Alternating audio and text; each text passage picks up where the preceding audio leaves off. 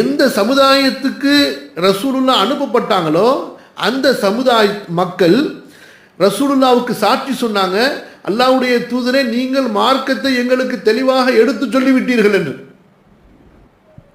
யார் அவங்க? சஹாபாக்கள், தாபியின்கள் என்ன சொன்னாங்க? மார்க்கத்தை நபியை நீங்கள் எங்களுக்கு தெளிவாக எடுத்து சொல்லிவிட்டீர்கள் என்று சாட்சி சொன்னாங்க. அவங்களுடைய சாட்சியத்தை அல்லாஹ் ஏற்றுக்கொண்டு, இது எங்க நடக்குது? இது அரஃபா மைதானத்தில் ரசூல் ஸல்லல்லாஹு அலைஹி வஸல்லம் சஹாபாக்கள்கிட்ட கேட்குறாங்க, நான் உங்களுக்கு மார்க்கத்தை எடுத்து சொல்லிவிட்டேனான்னு சொல்லி. அப்போ சஹாபாக்கள் மார்க்கத்தில் ஏதாவது விஷயத்தை புரியாமல் இருந்திருந்தா அந்த இடத்துல யார் ரசூலா எங்களுக்கு இத்தனை விஷயம் புரியலையே, அதுலேயும் குறிப்பாக இவங்க சொல்கிற மாதிரி அல்லாஹுவை பற்றி தான் எடுத்து சொல்வதும் அல்லாஹ்வின் பக்கம் அழைப்பது தான் இந்த மார்க்கத்தினுடைய முதல் அடிப்படை. ஈமான் பில்லா தானம்மா.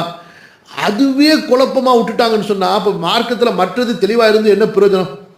தொழுக, நோன்பு, ஜக்காத்தெல்லாம் தெளிவாக இருந்து அல்லாஹ்வை பற்றி நம்ப வேண்டிய விஷயங்கள் தெளிவில்லைன்னு சொன்னால் வேற என்ன பிரயோஜனம் இருக்குது? அப்போ அதில் ஏதாவது சஹாபாக்களுக்கு சந்தேகம் இருந்திருக்குமே ஆனால் அந்த நேரத்தில் கேள்வி கேட்டிருப்பாங்களா இல்லையா?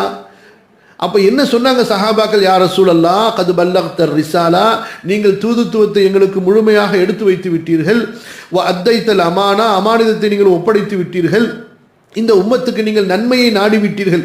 இவ்வளவு தெளிவாக பதில் சொல்கிறாங்க. அப்போ எப்படி ஒரு குழப்பமான விஷயத்தை ரசூலுல்லாஹ் மிச்சமாக விட்டுருப்பாங்கன்னு சொல்ல முடியும்? பின்னாடி வந்த நீங்கள் அப்போ சொல்கிறது இது ஒரு பழி சொல்லாக ஆகிடும், உண்மையாக ஆகாது.